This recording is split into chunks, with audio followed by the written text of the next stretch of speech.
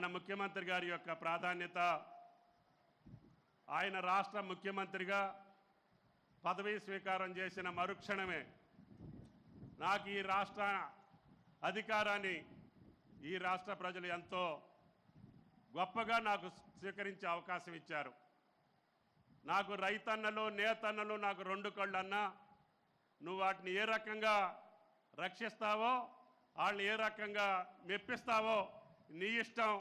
నాకు భగవంతుడు శక్తి ఇచ్చిన మేరకి నేను ఈ ప్రభుత్వం తరపున రెండు రంగాలకి సహాయం చేస్తాను, మీరు ముందుకు రాండి అని చెప్పి నా భుజస్కంధాల మీద ఉంచారు. ఆయన గత సంవత్సర పాలనలో అనేక ఆటుపోట్లు ఉన్నప్పటికీ, ఆర్థికపరమైనటువంటి ఎసులుబాటు లేకపోయినప్పటికీ, అనేక రాజకీయపరమైనటువంటి సమస్యలు ఉన్నప్పటికీ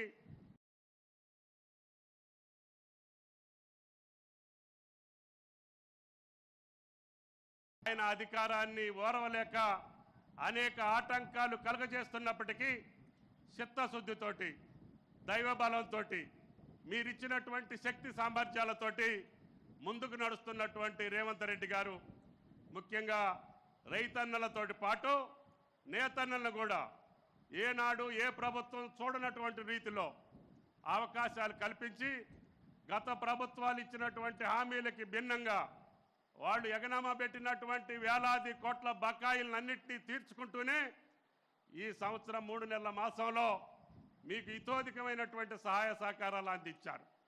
జగన్నాథం గారు కానీ, మీ కుల పెద్దలు కానీ, సంఘ సభ్యులు కానీ అనేక సందర్భాల్లో ప్రభుత్వం దగ్గరకు వచ్చారు. నేను ఆ విషయాలు ముఖ్యమంత్రి గారి దృష్టికి తీసుకెళ్ళక ముందే అన్న వాళ్ళు అడిగిని చెయ్యండి, కష్టమైనా నష్టమైనా మనం భరాంచుదాము, ఆ యొక్క వృత్తికి ఆ గౌరవాన్ని ఇవ్వాలి.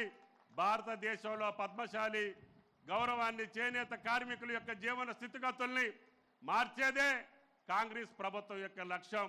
నా యొక్క ప్రాథమికమైనటువంటి బాధ్యత రైతన్నల్ని, నేతన్నలకి ఎన్ని కష్టాలు వచ్చినా వాళ్ళ కష్టాలు తీర్చాల్సినటువంటి బాధ్యత మన ప్రభుత్వం అని చెప్పి ధైర్యాన్ని ఇచ్చినటువంటి ముఖ్యమంత్రి రేవంత్ రెడ్డి గారు అని చెప్పి మీకు ఈ సందర్భంగా మనం చేస్తున్నాం. అందుకనే ఏనాడు కూడా ఈ రంగానికి 200-300 కోట్లు ఇవ్వనటువంటి ప్రభుత్వం ఈ ఒక్క సంవత్సర కాలంలోనే పాత బకాయిలతో సహా 1600 కోట్లు రిలీజ్ చేసినటువంటి ఏకైక ముఖ్యమంత్రి రేవంత్ రెడ్డి గారు అని చెప్పి మీకు ఈ సందర్భంగా మనం చేస్తున్నాం. ఆనాడు బతుకమ్మ చీరల కోసం మనోళ్ళు అడిగితే అన్న ఎవరు కూడా మహిళలు కట్టుకున్నటువంటి సందర్భాలు నేను చూడలేదు.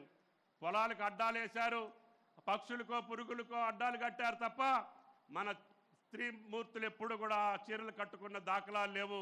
ఎంత ఖరీదైనా పర్వాలేదు, మీరు వాళ్ళతోటి సంప్రదించండి, నాణ్యమైనటువంటి విలువ కలిగినటువంటి వాళ్ళకి ఉపయోగపడేటటువంటి రీతిలోనే స్త్రీ శక్తి, మహిళా శక్తి మహిళలందరికీ కూడా 65 లక్షల మంది మహిళలకి కావాలంటే 1 కాదు 2 చీరలు ఇవ్వండి అని చెప్పినటువంటి ముఖ్యమంత్రి రేవంత్ రెడ్డి గారు అని చెప్పి ఈ సందర్భంగా మనం చేస్తున్నాం. అందుకనే మీరు ఇందాక మురళీ గారు చెప్పినటువంటి అన్ని పథకాలకు కూడా నిధులు సమకూర్చాం. మీరు అడిగినటువంటి వేములవాడ యారన్ డిపోర్ట్ని కూడా శాంక్షన్ చేశాం. అదేవిధంగా పూజ్యులు కొండా లక్ష్మణ బాపూజీ గారు ఈ యొక్క కుల దైవం అయిన మార్కండేయ తర్వాత మనం పూజించగలిగినటువంటి వ్యక్తి కొండా లక్ష్మణ బాపూజీ. ఆయన తెలంగాణ ఉద్యమమే కాదు, పేదల యొక్క, బడుగుల యొక్క, బలహీన వర్గాల యొక్క సంక్షేమం కోసం ప్రాణాలు అర్పించినటువంటి మహా వ్యక్తి పేరిట IIHT వస్తే కేవలం వారం రోజుల్లోనే ఆ పెద్ద ఆయన పేరు మీద సంస్థని స్థాపించాలని స్వయంగా వచ్చి స్థాపించినటువంటి వ్యక్తి మన ముఖ్యమంత్రి రేవంత్ రెడ్డి గారు అని చెప్పి మీకు ఈ సందర్భంగా మనం చేస్తున్నాం. దాన్ని భవిష్యత్తులో స్కిల్ యూనివర్సిటీలో పెద్ద ఎత్తున ఈ యొక్క IIHTని స్థాపించి ఆ నైపుణ్యాన్ని మన బిడ్డలందరికీ అందించాలనేది ముఖ్యమంత్రి గారి కోరిక. కాబట్టి ఈ రాష్ట్రాన్ని అన్ని రంగాల్లో ముందుకు తీసుకెళ్తున్నటువంటి క్రమంలోనే ఈ నేతన్నల యొక్క నైపుణ్యాన్ని పెంచడంతో పాటు, వాళ్ళ జీవన స్థితిగతులను పెంచడంతో పాటు, వాళ్ళు నేర్చినటువంటి అన్ని బట్టల్ని కొనుగోలు చేసి మీ యొక్క జీవన స్థితిగతులు మెరుగుపరచడమే రేవంత్ రెడ్డి గారి ప్రభుత్వం యొక్క ప్రధాన లక్ష్యం అని చెప్పి మీకు ఈ సందర్భంగా మనం చేస్తున్నాం. ఇంకా 1-2 విషయాలు ఇందాక పెద్దలు చెప్పారు. అది రుణమాఫీ. మొన్న ఆ ప్రారంభోత్సవ సభలో చెప్పారు, ఈ బడ్జెట్లోనే ఏర్పాటు చేసి రేపు మార్చి బడ్జెట్లో మీ రుణమాఫీని చేపించేటటువంటి బాధ్యత రేవంత్ రెడ్డి గారి ప్రభుత్వాన్ని అని చెప్పి కూడా మీకు ఈ సందర్భంగా మనం చేస్తున్నాం. వేదిక మీద సిరిసిల్లకు సంబంధించినటువంటి విద్యుత్ శక్తి బిల్లులకు కూడా నిర్ణయం తీసుకోవాల్సి ఉంది.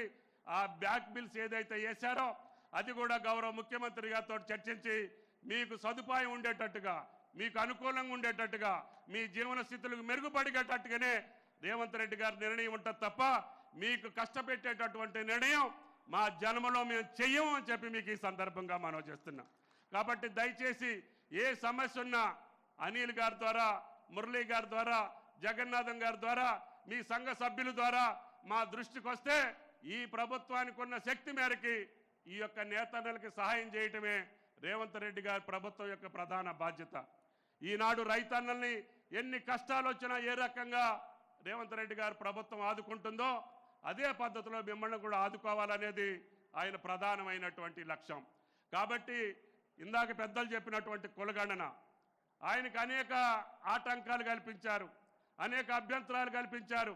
అయినా కానీ పార్టీ నిర్ణయం, రాహుల్ గాంధీ గారి మాట, అదే రేవంత్ రెడ్డి గారికి వేదవాక్కు. అందుకని ఎన్ని కష్టాలు వచ్చినా, ఎంతమంది వ్యతిరేకించినా రాహుల్ గాంధీ గారి మాట నిలపడం కోసం ఈ దేశంలో తెలంగాణ రాష్ట్రం ఒక మార్గదర్శకంగా ఉండాలి. ఆయన మాట నిలుపుకొని ఈ పేద వర్గాలకి, బలహీన వర్గాలకి అన్ని రంగాల్లో అవకాశాలు రావాలి అంటే కులగణన చేయాలి, ఆడ లెక్క తేల్చాలి, ఆడ జీవన స్థితిగతులు మెరుగుపరచాలి. తద్వారానే వాళ్ళకి రాజ్యాధికారం వస్తుంది తప్ప ఈ మహాసభల ద్వారానో, మాటల ద్వారానో, లేకపోతే హామీల ద్వారానో రాదు అని గ్రహించినటువంటి రాహుల్ గాంధీ గారి మాటకి అనుగుణంగా ఆయన ధైర్యంగా, సాహసోపేతంగా స్వతంత్ర భారతదేశంలో కులగణన చేపట్టినటువంటి ఏకైక ముఖ్యమంత్రి గౌరవనీయులు రేవంత్ రెడ్డి గారు అని చెప్పి మీకు ఈ సందర్భంగా మనం చేస్తున్నాం. అటువంటి ముఖ్యమంత్రిని రక్షించుకోవాల్సినటువంటి అవసరం, అటువంటి ప్రభుత్వాన్ని మీరు పరిరక్షించుకోవాల్సినటువంటి అవసరం, అటువంటి ప్రభుత్వం ద్వారా అనేక సదుపాయాలు మీరు ఆపాదించాల్సినటువంటి అవసరం ఈ రాష్ట్ర ప్రజలకు ఉంది.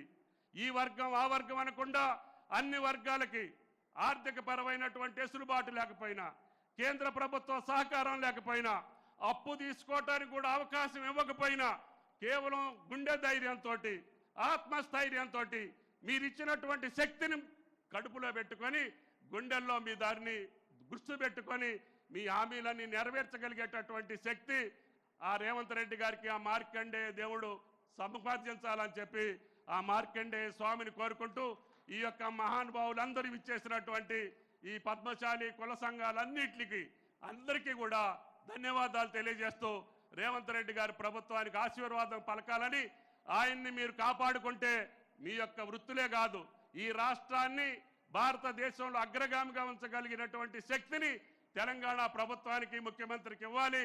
తద్వారా ఈ యొక్క రాష్ట్రం అందరికీ మార్గదర్శకంగా ఉండాలి. అదే ఆయన యొక్క కోరిక. ఆ కోరిక తీరేటట్టుగా మనందరం కూడా ఆయనకి అండదండలుగా నిలబడాలని చెప్పి ప్రార్థిస్తూ సెలవు. Thank you.